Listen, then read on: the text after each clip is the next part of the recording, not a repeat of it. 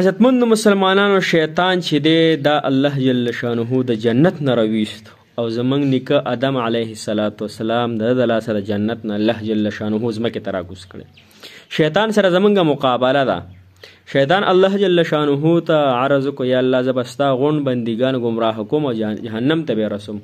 الله جل شانه مو سره وعده وکړه نه کم انسان چې په استقامت سره توبه وباسي، ګناه تې وشي او توبه وباسي، هغه به زه نه ضایع کوم، هغه ته به زه مغفرت نصیب کوم. رحمتمند مسلمانو، نو شیطان نه پر لحاظ کې ځان ساته. شیطان سره ډېر جالونه دي، په یو وسوسه کې په یو جال کې به در راګیر کې، په بل کې به در راګیر کې، قسمه قسم جالونه پتا باندې هغه در غورځوي. نوراني جالونه هم سره دي، په نیکۍ نیکۍ کې به تا را غورځوي او یو کندې ته به دې ارتي.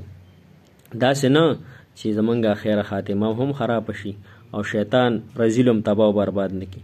نو شیطان نه ځان وساتئ او خپل بچي هم د شیطانانو نه وساتئ او خپل بچو له دا تربیت ورکئ چې روټۍ خورئ نو اعوذ بالله من الشیطان الرجیم دا چې ووایې نو شیطان ډېر تختی لري.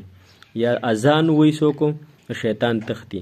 او عمر رضی الله مبارک راځي وایي چې په کومه لار به عمر رضی الله تعالی عنه تېرېده په هغې لار به شیطان نه تېرېده، شیطان به تښتېده. د هغه دونه روب او دبدبه په څه وجې نه د الله جل شانه تعلق برابر کړی نو شیطان به هم د هغه په لاره باندې نه تلو. نو هسې نه چې بیا شیطان مونږ او تاسو دوکه کړي. نو شیطان نه ټول ځان وساتئ او خپل بچو له داسې تربیت ورکئ چې روټۍ ته کېنوئ هم بسم الله پې وایي. ځکه یو واقعه راځي، یو بزرګ ډوډۍ خوړله او هغه ډوډۍ ته एकदم داسې چوته شو. چې چوته شو یا هغه एकदم وي چې اعوذ بالله من الشیطان الرجیم بسم الله الرحمن الرحیم چې دا دعا یې ویله وي فورا روټۍ ورته راکوزه شوه. نو بیا وی ورته اواز راغلی چې موږ د نه ډوډۍ تختوله خو خره چې تا دا کلمه وویله. هسې نه چې موږ تباه او برباد شو. الله دې زموږ او ستاسو د شیطان نه حفاظت وکړي. سره ټولو مسلمانانو جزاک الله خیره.